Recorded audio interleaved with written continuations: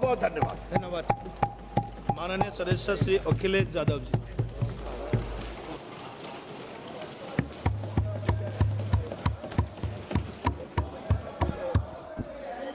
Please please. कोई बात नहीं, कोई बात नहीं। अरे नहीं, आदरणीय सभापति महोदय, मैं आपका बहुत धन्यवाद देना चाहता हूं कि बहुत ही महत्वपूर्ण और देश के लिए और बड़ी आबादी के लिए भारतीय जनता पार्टी की सरकार में एक और बिल आया है। क्योंकि मेरे से पूर्व में जो हमारे साथी बोले हैं वो माननीय सदस्य हमारे साथ नहीं, लेकिन मैं उनके बहुत सारी बातों से सहमत हूं।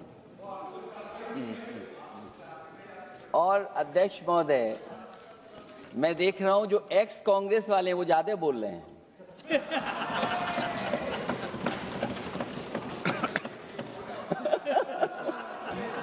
आदरणीय अध्यक्ष महोदय,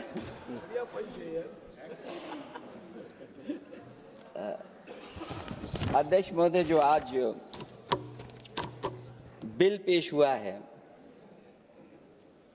मैं हिंदी और अंग्रेजी को जो कुछ समझ सकता हूं वो यही मैं कह सकता हूं कि माननीय मंत्री जी ने ये कहा कि ये उम्मीद है।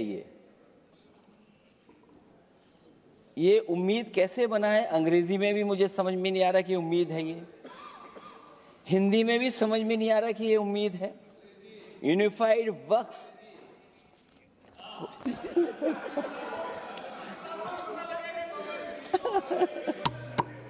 अध्यक्ष महोदय, यूनिफाइड वक्फ मैनेजमेंट अध्यक्ष महोदय, मैं समझ सकता हूं कि मैं वो बात छेड़ना नहीं चाहता था, लेकिन क्या करूं, मजबूरी है अब। अध्यक्ष महोदय, अभी माननीय सदस्य लोग ये कह रहे हैं कि हमारे सदस्य नहीं है यहां पर जो हमारे साथी हैं, लेकिन अध्यक्ष महोदय मैं ये कहना चाहता हूं, ये जो बिल लाया जा रहा है, भारतीय जनता पार्टी में एक मुकाबला चल रहा है। भारतीय जनता पार्टी के अंदर मुकाबला चल रहा है कि खराब हिंदू कौन बड़ा है। और ये बात अध्यक्ष महोदय मैं ऐसे ही नहीं कह रहा हूं। जो पार्टी ये कहती हो कि दुनिया की सबसे बड़ी पार्टी है, अध्यक्ष महोदय वो अपना राष्ट्रीय अध्यक्ष नहीं चुन पाए अभी तक। अध्यक्ष महोदय, भारतीय जनता पार्टी क्या है?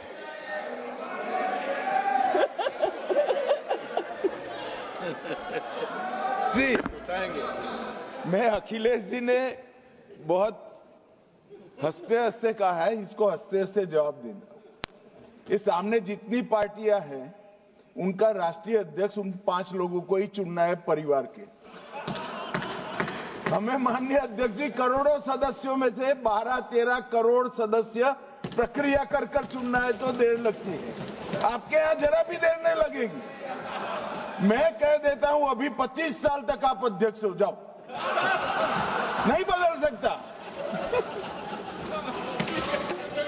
अध्यक्ष महोदय, क्योंकि जो बात निकल के आई है वो मैं फिर आगे बढ़ा दूं।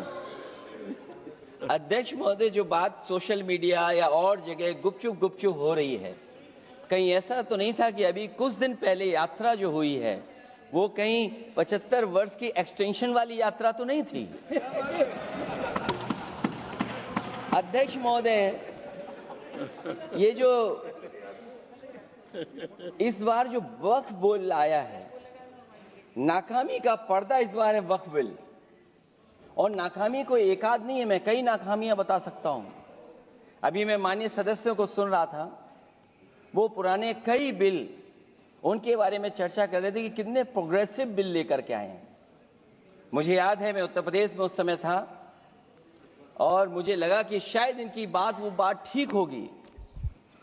एक ये बहुत तैयारी के साथ फैसला लेकर के आए थे और फैसला ये लिया था आधी रात के आज के बाद नोट नहीं चलेंगे, नोट बंद हो जाएंगे। अध्यक्ष महोदय, उस नोटबंदी नाकामी के बारे में भी तो चर्चा हो जाए कि अभी भी न जाने कितनी जगह पर कितना रुपया निकला जा रहा है, कितना निकल करके आ रहा है। केवल नाकामी नोटबंदी की नहीं, नाकामी बेरोजगारी की भी है, नाकामी महंगाई की भी है, नाकामी किसान की आय दोगुनी नहीं कर पाए वो भी इनकी नाकामी है। मुझे याद है एक माननीय मंत्री जी पूरे देश की नदियों के बारे में बीओडी बता रहे थे, लेकिन माननीय मंत्री जी ये भूल गए कि उनके शहर में, उनके क्षेत्र की जो नदी है उसकी बीओडी क्या है।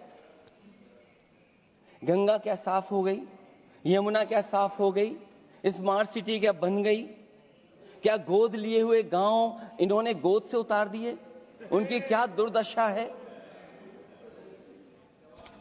इसलिए मैं कहना चाहता हूं, ये नाकामी का पर्दा इस बार वक्फ बिल बना है और सबसे बड़ी बात तो यह है कि जिसके लिए फैसला होना है उसकी बात को अहमियत न देना भी नाइंसाफी है। अध्यक्ष महोदय, नाकामी केवल यहां तक नहीं है और भारतीय जनता पार्टी क्या है, मैं केवल एक पुरानी घटना याद करता हूं। एक बार फैजाबाद अयोध्या में एक कार्यक्रम था, उसमें बड़ी तैयारी की गई थी और तैयारी के साथ कलाकार मुंबई से बुलाए गए थे। हो सकता है वो सहमति दिल्ली से ना रही हो, केवल लखनऊ की सहमति से हो रहा हो कार्यक्रम। और जब कार्यक्रम की पूरी तैयारी हो गई, भगवान श्री राम बनकर के कोई आ गया, लक्ष्मण बनकर के कोई आ गया, मां सीता भी बनकर के कोई आ गया, हनुमान जी और भगवान हनुमान भी बनकर के कोई आ गया। लेकिन जब लखनऊ से वो हेलीकॉप्टर उड़ा और अयोध्या पहुंचा तो सब लोग थे, लेकिन उसमें हनुमान नहीं थे। अध्यक्ष महोदय, मैं भारतीय जनता पार्टी के लोगों से कहूंगा कि जानकारी करिए कि आखिरकार भगवान श्री राम थे, लक्ष्मण थे, सीता थी, लेकिन हनुमान क्यों नहीं थे? हनुमान इसलिए नहीं थे, शायद उनकी जात या धर्म कुछ और था। अध्यक्ष महोदय, ये देश मिली जुली संस्कृति से चला है, कुछ हमने सीखा, कुछ उन्होंने सिखाया। और जो लोग ये कहते हैं कि हम सबको बराबरी का हक देते हैं, अभी कुछ दिन पहले ईद निकली है। अध्यक्ष महोदय, वो परंपरा रही है, न केवल मैं जाता हूं बल्कि कोई दल का नेता ऐसा नहीं न जाता हो उस कार्यक्रम में शामिल होने। भारतीय जनता पार्टी के जो मुख्यमंत्री, उप मुख्यमंत्री, वो भी जाते हैं, उप मुख्यमंत्री, सभी धर्मों के नेता आते हैं। लेकिन पता नहीं इस बार क्या साजिश थी, षड्यंत्र था कि वहां पर कुछ पाबंदी लगी हुई थी। अगर किसी कारण पाबंदी लगी हुई थी तो बात समझ में आती है, लेकिन जब जानकारी हुई है, किसी को नहीं पता था कि पाबंदी क्यों लगी है कि आप नहीं जा सकते वहां पर कार्यक्रम में शामिल होने। क्या यही भारत है, यही संविधान हमें रास्ता दिखाता है? अध्यक्ष महोदय, मंत्री जी बताएं हमें, वो खुद भी माइनॉरिटी हैं, भगवान बुद्ध के रास्ते पे चलते हैं। भगवान बुद्ध का रास्ता दूसरा है। हम आपको अपना मानते हैं तब भी जब आप हमारे बहुत सारे ग्रंथों को नहीं मानते, तब भी हम आपको अपना मानते हैं। आप हमारे पुराणों को नहीं मानते हैं, आप हमारे उपनिषदों को नहीं मानते हैं। लेकिन सोचिए, हम हिंदू वो लोग हैं जो आपको स्वीकार करते हैं और गले लगा करके चलते हैं। अब मैं दूसरे धर्म पे नहीं जाऊंगा, कोई नाराज हो सकता है। मैं दूसरे धर्म के बारे में नहीं जा सकता, मैं केवल यही बताता हूं। और मैं उत्तर प्रदेश में, अध्यक्ष जी, जहां से आता हूं, मैं अपमान नहीं कर रहा हूं, मैं सच बोल रहा हूं। और ये बिहार के चुनाव में जो आप कह रहे हैं कि महिलाओं को 2 मेंबर बना दिया, इस बार मैं भी देखूंगा आप आगे भारतीय जनता पार्टी कितनी महिला लोगों को टिकट देंगे वहां पर।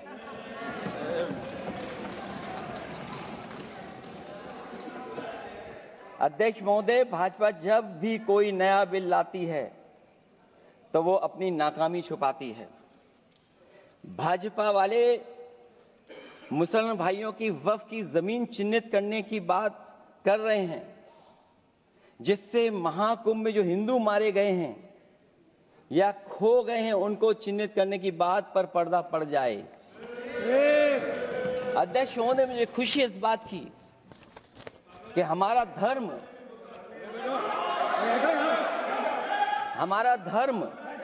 अध्यक्ष महोदय नहीं कुछ कहना चाहते हैं नहीं प्लीज, तुमको अलाउ नहीं किया। अध्यक्ष महोदय, कुंभ में आस्था सबकी है, कोई ऐसा नहीं जिसकी आस्था ना हो। और कुंभ कोई पहली बार नहीं हो रहा था। ये भारतीय जनता पार्टी के लोगों ने ऐसा प्रचार किया कि 144 वर्षों के बाद पहली बार महाकुंभ होने जा रहा है और लोग निकल पड़े। सरकार ने कहा कि हमारी तैयारी 100 करोड़ की है। आप कहते टेक्नोलॉजी का हम इस्तेमाल करेंगे, जमीनों को हम मैपिंग कर करके डेटा एंड रिकॉर्ड ठीक करेंगे। अध्यक्ष महोदय, ये बताएं कि वो 30 लोग कौन थे, उनके नाम क्या थे जिनकी जान चली गई, न केवल जान जाने वालों की, बल्कि अध्यक्ष महोदय ये सरकार बताए कि जो लगभग 1000 हिंदू खो गए हैं, जो अभी तक नहीं मिले, जो अभी तक नहीं खोज पाए हैं, वो 1000 हिंदू की सूची कहां है? और फिर धर्म कारोबार की बात है, जो ये लोग गोली। अध्यक्ष महोदय, मैं कार सेवक वाली बात इसलिए नहीं छेड़ना चाहता हूं। अध्यक्ष महोदय, ये शायद माननीय सदस्य जानते नहीं कुछ सच्चाई नहीं जानते। अध्यक्ष महोदय, ये संविधान की वजह से, संविधान को बचाने के लिए, हिंदू एकता को बचाने के लिए कुछ फैसले लिए गए, लेकिन एफआईआर हम लोगों पे नहीं लिखी गई थी। एफआईआर उन पे लिखी गई थी जो बेचारे तैयार हो गए थे सुबह, लेकिन पता नहीं कहां से फोन आया था, कहा था कि अब तैयार तो हो गए हो लेकिन आप शिलान्यास में नहीं आ सकते। इसलिए बात को इधर से उधर नहीं में ले जाना चाहता। अखिलेश जी, जरा वक्त पे भी आ जाओ। अच्छा, वक्त पे आ रहा हूं। नहीं, वक्त पे अध्यक्ष इसलिए आ रहा हूं क्योंकि वक्त समझने के लिए भारतीय जनता पार्टी की सोच क्या है। और ये अध्यक्ष महोदय जब ये कह रहे हैं कि इससे कारोबार होगा, अध्यक्ष महोदय, धर्म की चीजों से कारोबार नहीं हो सकता। हमारे उत्तर प्रदेश के मुख्यमंत्री जी ने भी कहा कि कारोबार होगा। वो 30 की गिनती में उलझे हुए हैं, जैसे 30 मार खाए वो। उनसे पूछा कि जान कितनी गई, वो 30। उनसे पूछा कि कारोबार कितने का होगा, 30 गुणा 10,000 करोड़। सोचिए, कुंभ हमारा क्या कारोबार की जगह है? और फिर उसका कौन नापेगा, कैसे नालाएगा? और फिर हमारे माननीय मंत्री जी कह रहे हैं कि जमीन, चाहे वो रेलवे की हो, चाहे वो डिफेंस की हो, वो भारत की जमीन है। मैं भी स्वीकार करता हूं कि रेलवे की जमीन भी भारत की है, डिफेंस की भी जमीन भारत की है। क्या डिफेंस की जमीन नहीं बेची जा रही मंत्री जी? अध्यक्ष महोदय, क्या रेलवे की जमीनें नहीं बेची जा रही हैं? अध्यक्ष महोदय, केवल यहां तक नहीं, कितना हस्तक्षेप होता है। वक्फ भी भारत के, इसीलिए तो कहीं ना कहीं वक्फ की जमीन से, अध्यक्ष महोदय, माननीय मंत्री जी बताएं, और मुझे उम्मीद है कि जब जवाब देंगे तो बताएंगे कि वक्फ की जमीन से बड़ा मुद्दा वो जमीन है जिस पर चीन ने अपने गांव बसा लिए हैं, लेकिन कोई बाहरी खतरे पर सवाल बवाल न करे, इसलिए ये बिल लाया जा रहा है। और माननीय मंत्री जहां से आते हैं, जिस प्रदेश से आते हैं, कम से कम ये तो बताएंगे कि वहां कितने चीन ने गांव बसा लिए, घर बन गए हैं। अध्यक्ष महोदय, आपके माध्यम से सरकार गारंटी दे कि वक्फ की जमीन कभी भी किसी भी पैतरेबाजी से, किसी और मकसद के लिए किसी और को नहीं दी जाएगी। वक्फ की वर्तमान व्यवस्था में चाहे 5 साल के धर्म पालन की पाबंदी की बात हो, या कलेक्टर से सर्वेक्षण के हस्तक्षेप की बात हो, या वक्फ परिषद या बोर्ड में बाहरियों को शामिल करने की बात हो, इन सब का उद्देश्य मुस्लिम भाइयों के सार्वजनिक अधिकार को छीनकर उनके महत्व और नियंत्रण को कम करना है। ट्रिब्यूनल के निर्णय को अंतिम न मानकर उच्च न्यायालय में लेकर जाने की अनुमति देना दरअसल जमीनी विवाद को लंबी न्यायिक प्रक्रिया में फंसाकर वक्फ भूमि पर कब्जों को बनाए रखने का रास्ता खोलेगा। सबसे बड़ी बात यह कि वक्फ बिल के पीछे की न तो नीति सही है, न नियत। ये देश के करोड़ों लोगों से उनके घर दुकान छीनने की भी साजिश है। भाजपा एक अलोकतांत्रिक पार्टी है। वो असहमति को अपनी शक्ति मानती है। जब देश के अधिकांश राजनीतिक दल वक्फ बिल के खिलाफ हैं, तो उसे लाने की जरूरत क्या है जो जिद क्यों कर रहे हैं सरकार? वक्फ बिल का लाना भाजपा की सियासी हट है। वक्फ बिल भाजपा की सांप्रदायिक राजनीति का नया रूप है। वो तो आपको काटेगा, और इसलिए काटेगा कि अध्यक्ष महोदय बाहर ये लिखते हैं सत्यमेव जयते, बाहर है लिखते सत्यमेव जयते, भाजपाई अंदर असत्य बात कहते। भाजपा वक्फ बिल लाकर अपने उन समर्थकों का तुष्टीकरण करना चाहती है जो भाजपा की आर्थिक नीति, महंगाई, बेरोजगारी, बेकारी और चौपट अर्थव्यवस्था से उसे छटक गए हैं। क्योंकि अध्यक्ष महोदय, जब से वोट में गिरावट आई है, और खासकर उत्तर प्रदेश में भी, तब से भारतीय जनता पार्टी की कोशिश है कि अपना वोट कैसे संभाला जाए। ये वोट को संभालने के लिए बिल लाया गया है। भाजपा का लक्ष्य वक्फ की जमीनों पर है। इन जमीनों का नियंत्रण अपने हाथ में लेकर इन जमीनों को पिछले दरवाजे से अपने लोगों के हाथों में दे देना चाहती है। भाजपा चाहती है कि वक्फ बिल लाने से मुस्लिम समुदाय को लगे कि उन पर हक को मारा जा रहा है, वो उद्वेलित हों और भाजपा को ध्रुवीकरण की राजनीति करने का मौका मिल सके। क्योंकि अध्यक्ष महोदय, भाजपा का लक्ष्य यह है कि ध्रुवीकरण हो, क्योंकि वो जानते हैं कि ध्रुवीकरण जितना होगा उससे वो लाभ उठाने में आगे रहेंगे। तो ये वक्फ बिल जो लाया जा रहा है, वो अपनी वोट बैंक को संभालने के लिए और समाज को बांट करके ध्रुवीकरण करके राजनीतिक लाभ लेने के लिए लाया जा रहा है। और अगर इसके लिए नहीं लाया होता तो पहले से जो जितने फैसले लिए सरकार ने, क्या उससे देश और प्रदेश में कोई बड़ा बदलाव आ गया है? अगर स्मार्ट सिटी का बात करें तो कितनी स्मार्ट सिटी बन गई है आपकी? आपके नोटबंदी की वजह से न जाने कितना रुपया कहां निकल रहा है। और डर तो ये लगता है कहीं भाजपा वाले दूसरों के पैसा रख करके न पकड़वा दें। वक्फ बिल के आने से पूरी दुनिया में एक गलत संदेश भी जाएगा। इससे देश की सेकुलर इमेज को बहुत धक्का लगेगा। वक्फ बिल भाजपा की नफरत की राजनीति का एक और अध्याय है। मैं अंत में कहना चाहता हूं कि अभी तो आपने साथी संभाल लिए हैं, एक साथी तो मुझे दिखाई नहीं दे रहा है। और हमारे जिनका हमने सम्मान किया, हमें कहां ले गए आप? और हमें यहां छोड़ गए आप, हमें छोड़ गए। हमें देखिए सभापति महोदय देखिए राजनीति क्या है। हमने आपका हाथ पकड़ा और हम यहां आ गए, और आप हमारा हाथ छुड़ा करके वहां चले गए। इसलिए देखिए कब हमारा इनका हाथ मिल जाए। और मैं अध्यक्ष सभापति महोदय ये कहना चाहता हूं कि वक्फ बिल भाजपा के लिए वाटरलू साबित होगा, क्योंकि ऊपर से तो हाँ हाँ कह रहे हैं, लेकिन अंदर ही अंदर बहुत सारे साथी सहमत नहीं है। मैं अंत में इतना ही कहना चाहता हूं कि ये वक्फ बिल जो लेकर के आए, कोई उम्मीद लेकर के नहीं आ रहा है। ये सोची समझी रणनीति का हिस्सा है, क्योंकि इनका जो बोर्ड बिखर गया है, ये मुस्लिम में भी बंटवारा चाहते हैं। मुस्लिम इस्लाम धर्म में कहीं बंटवारा नजर नहीं आता है, लेकिन इनकी कोशिश है कि इस बिल के माध्यम से हम मुस्लिम भाईचारा में भी बंटवारा कर दें। बंटवारा तो पीडीए करेगा। अभी देखिएगा। सभापति महोदया, हमारे एक सदस्य कह रहे थे कि चुनाव बहुत अच्छा होता है।